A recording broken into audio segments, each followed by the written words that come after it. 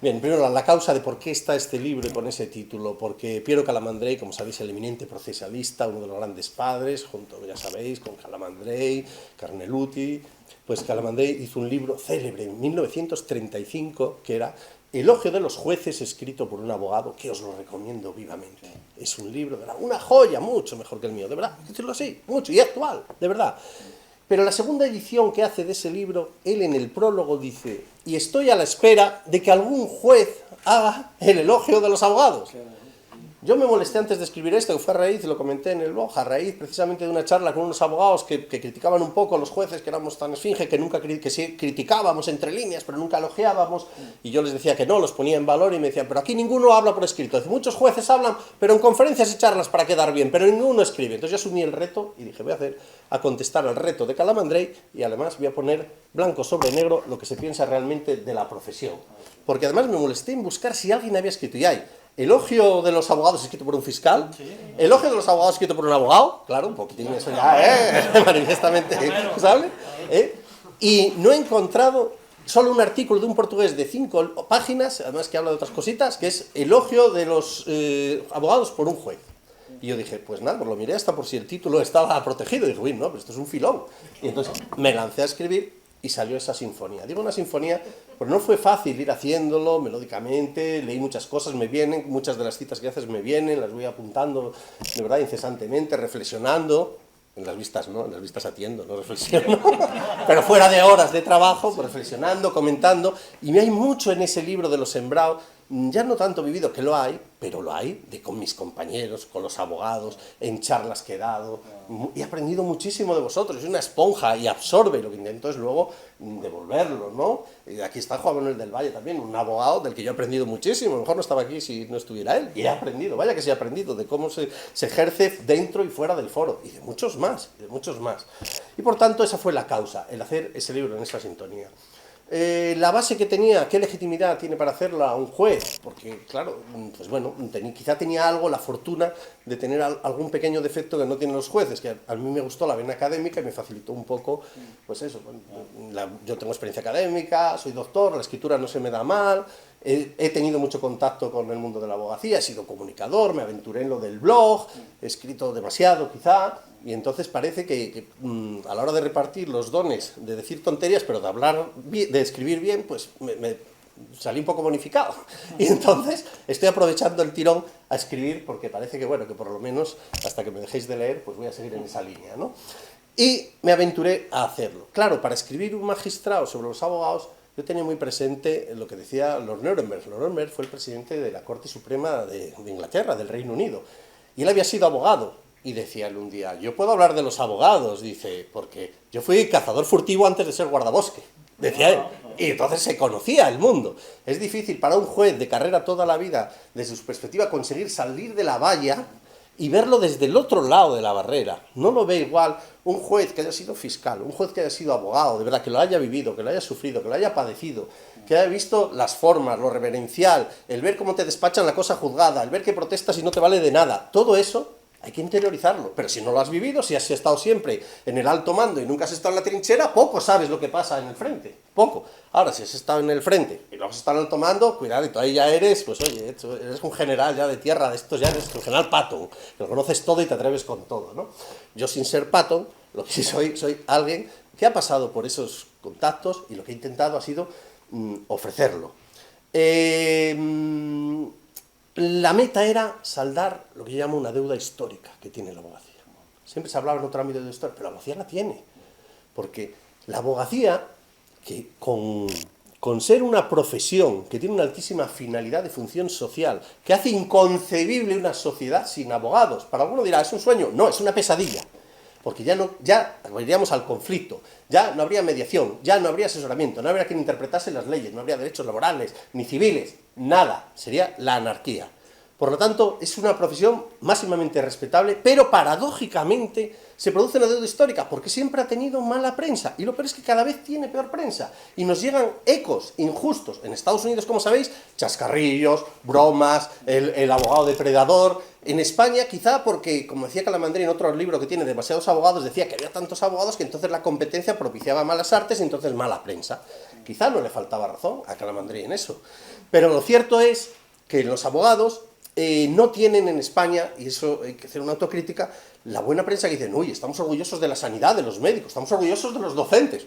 Oiga, ¿y los abogados? Usted en la sanidad y usted en la docencia y en el otro lado ejerce unas funciones que a lo mejor si no hubiera abogados usted ni podía operar, ni podía responsabilizarse, ni podía firmar un consentimiento informado, etcétera, etcétera, etcétera. Claro, entonces yo ahí veía una deuda histórica y además veo que iba avanzando. Y bueno, aquí hay que invertir un poco la ruta. No mintiendo, sino poner de relieve lo que está al otro lado del cristal, lo que se ve.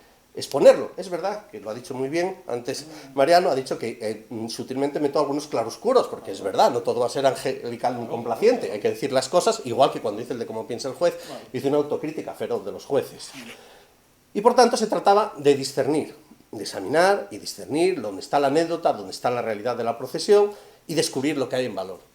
Porque los abogados realizan una gran función. Yo en el libro digo, primero, si vemos cualquier conquista normativa, leyes, constitución, cambio social, siempre vamos a encontrar protagonistas que tienen condición de abogado, personajes famosos, todos los que queramos, que casualmente son juristas o abogados. Casualmente, algo habrán aportado. Ahí está su huella, ahí está su ingeniería jurídica. Pero si descendemos a lo cotidiano, a la intrahistoria, a la vida cotidiana, ahí están los abogados resolviendo conflictos, asesorando. Son el piloto para encontrar la salida a un conflicto. Es verdad que es una salida tortuosa, porque evidentemente su opositor es tan ciudadano como él y tiene derecho a ir a otro abogado. Y como no va a resolver un abogado otro, tendrán que ir a un juez imparcial. Son las reglas de la paz social. Pero el grandísimo valor del abogado, lo pongo en el libro y lo digo en cada charla, es que se mueve en un escenario de incertidumbre brutal. Todo el mundo dirá, hombre, un médico también, un médico no tiene obligación de resultados, solo de su ciencia. No, es que efectivamente la medicina no es una ciencia automática, claro que no. Pero es que el derecho tiene un escenario de incertidumbre, un escenario de verdad de campo de minas muy superior al del médico. Y me explico. En primer lugar, cualquier conflicto tiene un panorama de hechos. ¿Qué sucedió en el pasado? Y el abogado que le viene a explicar al cliente su versión de los hechos con los medios de prueba que puede tener o no, o que le oculta, o que se calla, o que no encuentra, el abogado tiene no solo que determinar qué hechos tiene que probar, ver qué medios de prueba tienes, qué presunciones se va a beneficiar, qué medios de prueba puede tener el contrario y soltar allí. Tiene que manejar como un malabarista todos los hechos para hacer un escenario de narrativa coherente de los hechos y luego vender la moto al juez, sabiendo que hay un letrado que va a hacer lo contrario. Luego, fijaros, se le pide nada menos al letrado que reconstruya la realidad, que mire al pasado y la reconstruya. Nada fácil, nada fácil. Pero cuando llega al derecho, que parece el señorío, no, al derecho, seguridad jurídica, bueno, yo siempre digo que la Constitución, lo de la seguridad jurídica es una broma pesada, de verdad. Ahí no cumple, vamos, por supuesto. Seguridad jurídica, ya no es que sean las leyes desbocadas que decía García Enterría, ni que sea ni la jerarquía de normas, y por muchas razones que todos conocemos, sino que a la hora de encontrar el derecho, el abogado no llega al cliente, ah, sí, nada, es esta ley, ya está resuelto. No, amigo. Primero, vamos a centrar su problema y vamos a encontrar con estos hechos qué norma puede venir. Vamos a identificar la norma. Vamos a ver si está vigente la norma. Eso es lo segundo. Una vez que la tenemos, vamos a interpretarla, que esa es otra. Y habrá que interpretarla, y para interpretarla, ¿qué tenemos? Unas herramientas. Ah, muy fácil, cojo la primera, no. Es un menú, que una es la literal, otra la finalidad, otra el contexto, otra los antecedentes legislativos, y cogiendo un sentido u otro llega a otro resultado. Ahí tenemos de fontanero al abogado, ahí intentando reconstruir la interpretación. Pero si ya sus pesadillas iban ya con los hechos, como un malabarista, con el derecho, más todavía el hombre orquesta, llegamos a otra incertidumbre subjetiva. ¿Por qué? La primera, incertidumbre subjetiva, porque el enemigo lo tiene en casa, en el propio cliente, muchas veces. Lo puede tener el cliente. Primero porque no entiende, no quiere comprender sus posibilidades, o no quiere negociar, o no quiere transigir, o no quiere aceptar si se apela, si no, le cuenta su versión, que es humano comprender que la dé. Pero también, incertidumbre subjetiva del colega. Hay colegas elegantes y hay colegas que no lo son tanto. Hay colegas que lo ven, que consideran, como decíamos antes, que es un enemigo en el campo de batalla. Pero hay más enemigos. Hay más incertidumbre. Incertidumbre del juez. Porque vamos, en todos los órdenes jurisdiccionales es sabido, por supuesto, los jueces imparciales, dejamos en el perchero, en la toga, los prejuicios, los sesgos y lo que nos pasó. Bueno, no los deja nadie en la vida, por mucho que digamos. Siempre va a pesar. Hay un juez americano que decía que un juez pone la sentencia según lo que desayunó ese día. Dice, claro, es una caricatura. Pero bueno, yo no digo eso, pero sí quiero decir que igual que se decía aquello de que por una herradura se perdió un caballo, a lo mejor por un mal día se denegó una pequeña prueba, o se tomó una decisión, o se mandó callar a un letrado, y a lo mejor se va al traste el pleito. Es una anécdota, pero puede pasar. Y si pasa y se pierde, ¿quién se lo explica al cliente? ¿A quién culpa? Al juez. Por lo tanto, incertidumbre del juez, porque incluso jueces del mismo rango, de 2 juzgados vecinos, o de 3, o de 4, ¿qué abogado no le dice al cliente, hoy nos ha tocado este juez, o nos ha tocado este otro? ¿Pero por qué? ¿Porque va a ser arbitrario? No, no es por eso, es porque sabéis que hay una herramienta universal en los pleitos, que es el derecho procesal. Y hay 2 maneras de entender el derecho procesal.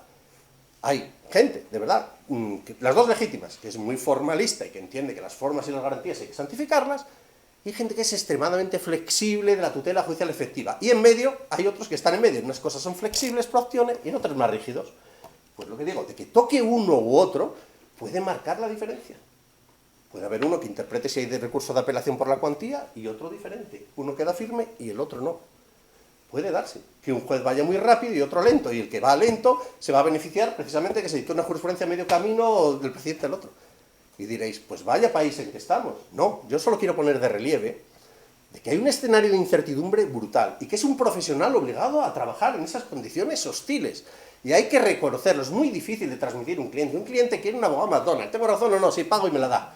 No, mire, hay que decir, no, esto no es el McDonald's, mire. Y mire, tampoco es delicatessen, no me pregunte, pero cocinar esto lleva tiempo y no sabemos cómo va a salir, pero yo lo voy a hacer como el mejor cocinero del mundo, lo voy a hacer al gusto, como pueda. Es verdad, eso es lo que hay que hacer. Y esa es la incertidumbre, ¿no? Pero no hay otra alternativa y es la mejor. Los abogados no es que sean un mal necesario, son un bien necesario. Cuando decía Victoria, que citaba los clásicos y demás, ¿verdad? Porque últimamente leo mucho de eso, de ese ámbito, y estaba leyendo precisamente de que en Grecia, esto no lo digo en el libro, pero lo comento, de que los juicios en Grecia no había abogados ni jueces, por lo menos en la Grecia, en los tiempos de Sócrates, en los tiempos de Pericles. ¿Por qué? Eran jurados de 1000 o 1500 personas, 1000 o 1500 seleccionados entre los ciudadanos, y no había abogados, se defendía a sí mismo. Lo que había eran unas personas que si tú le encargabas te hacían un escrito, ibas y lo leías. Y en el caso de Sócrates, ahí sí digo que se defendió a sí mismo, porque un amigo se ofreció a hacerle un pliego, y él dijo, no, me defiendo a sí mismo. Y dio la razón, con su pésima defensa, al dicho americano, abogado que se defiende a sí mismo tiene por cliente un tonto, ¿no? Porque, claro, y entonces, en la antigua Grecia, lo que se hacía, lo digo porque me fue muy llamativo cuando lo estaba leyendo un historiador que se llama Kahn, y decía que el modelo era el siguiente: tú denunciabas a quien querías ante los 1000 o 1500. Tú le denunciabas. Por cierto, si perdías te imponían las costas, ¿eh? Cuidado, curioso, ¿eh? Te imponían las costas. Pero había una primera votación para ver si tenías razón o no. En el caso de Sócrates, hubo una primera votación en la cual salió culpable. Pero la segunda era para concretar la pena. ¿A qué castigo se te castigaba? Y el modelo griego era el siguiente. Decía, bueno, que el acusador pida algo y que el que ya es condenado haga su contrapropuesta. Muy bien, entonces le pidieron la pena de muerte, y Sócrates, ¿qué hizo? En vez de decir, pues mira, una multa de 1000 denarios, un mes castigado, dijo, no, esto es historia, ¿eh? Dijo, no, yo he prestado tales servicios nobles a Atenas que yo considero que debo ser pagado acudiendo gratis a todos los festejos y ágapes y libaciones, y se me paguen unas minas de sueldo por mi servicio público. Claro, lógicamente, ¿qué sucedió? Ante esa pretensión, o te condeno a muerte, o encima te bonifico y te hago esto. En la votación de condena, muchos más, incluso los que habían dicho que era inocente, cambiaron el voto y le condenaron a muerte. Es un trágico, pero revela un poco de que afortunadamente hoy día no se cometen esos errores, porque es imperativo acudir a un abogado, a ese intermediario necesario, cuando el conflicto tiene cierta enjundia, que al menos va a ser el que nos va a traducir las normas, y es un intermediario necesario. Lo que tienen jueces y abogados, como decía, es, ya voy acabando, tranquilo, el fin común de la justicia. De la justicia. Los dos son carros que tiran de la misma meta, de la justicia. Y los dos utilizan la palabra oral y escrita. Y los dos son esclavos de la palabra. Ojo, ojo, que en el momento cuando el juez lo dice, cosa juzgada, ya no va marcha atrás. El abogado que lo hace luego es prisionero también. Y lo que sucede también, que los dos colectivos nos movemos también en la ingratitud. Del abogado, porque el cliente que gana, pues va a decir, sí, gané, pero tengo que pagar. Y el que pierde, pues evidentemente le va a faltar tiempo para decir que la culpa la tiene con el abogado. Bien. Pero es que en los jueces, por desgracia, nosotros, el que pierde el pleito se queja y el que gana es un ingrato, ya encima. Eso es así. Pero bueno, lo que tenemos que hacer, ser indiferentes al aplauso o a la crítica, tanto abogados como jueces, y hacer nuestra misión lo mejor que podemos. Es verdad, tengo que decirlo, que ahí yo utilizo mucho la palabra, hay simbiosis, enriquecimiento mutuo, cercanía, lo he vivido, creo en ello, de verdad. Y es verdad que nosotros tenemos una posición de privilegio distinta a la vuestra. Privilegio digo, privilegio lo digo ya en sentido feudal. Es la primera, que nosotros tenemos la pitanza asegurada. Es así. Y vosotros estáis luchando por el día a día. Es así. Por la comida y por la reputación. Y nosotros no. Vosotros tenéis que rendir cuentas a un cliente. Y mi cliente es la justicia, el poder judicial difuso. Vosotros os equivocáis y no te vuelve el cliente. A mí me revocan una sentencia y volverá el cliente y el mundo sigue girando. Por eso digo que son privilegios, y lo digo con toda la carga de autocrítica que eso lleva, ¿no?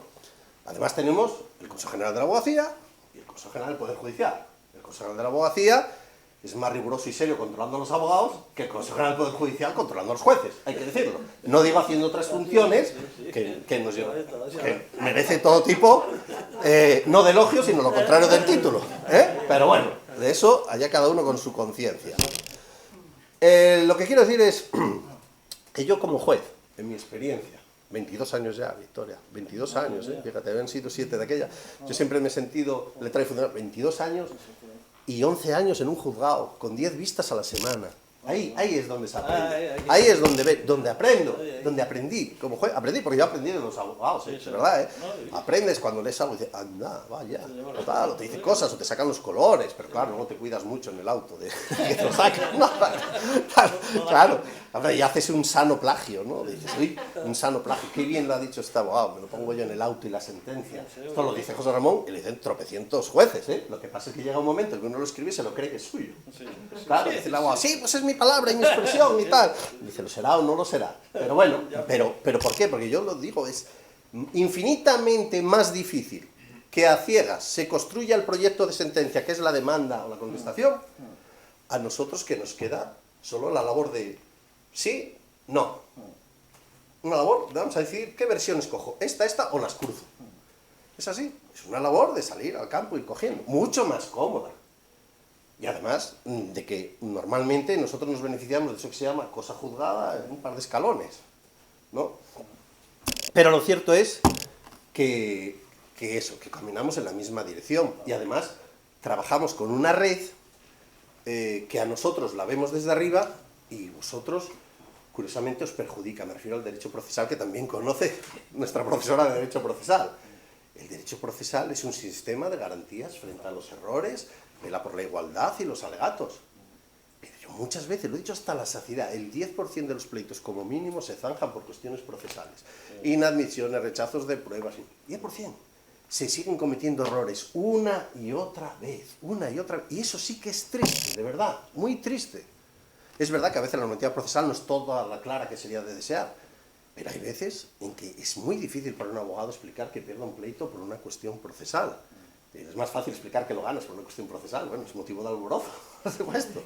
Pero esa red que nos une debe ser el abogado utilizándola como cauce, y considerarla así, cauce para sus pretensiones y alegaciones, y nosotros deberíamos no considerarlo una trampa de abogados, deberíamos considerarlo como un camino, porque no faltan jueces, hagamos autocrítica, es una trampa, te pillé, no me propusiste la prueba, no te la admita, te pillé, ni admitida las conclusiones, te pillé, desviación procesal, te pillé, cosa juzgada, tal.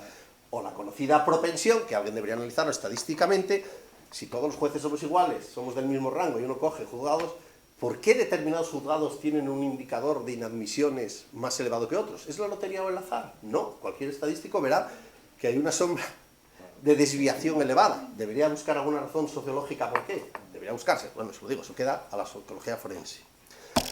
En resumidas cuentas, que ahí está el libro, con todo lo que tan bellamente nos has puesto Victoria, con lo que generosamente ha explicado, y he dejado para el final lo que debería ser al principio, que es el prólogo que me ha hecho Antonio, del Moral, que está aquí presente, de la Sala de lo Penal.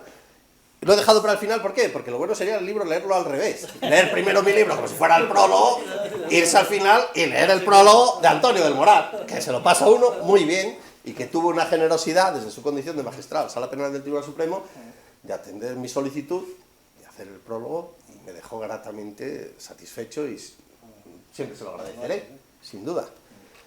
Y con esto estamos dispuestos a lo que queráis, con mi agradecimiento, os recomiendo la lectura y abandonarlo sin piedad si no os gusta, y si no, si sonreís con ello, pues habré cumplido la misión.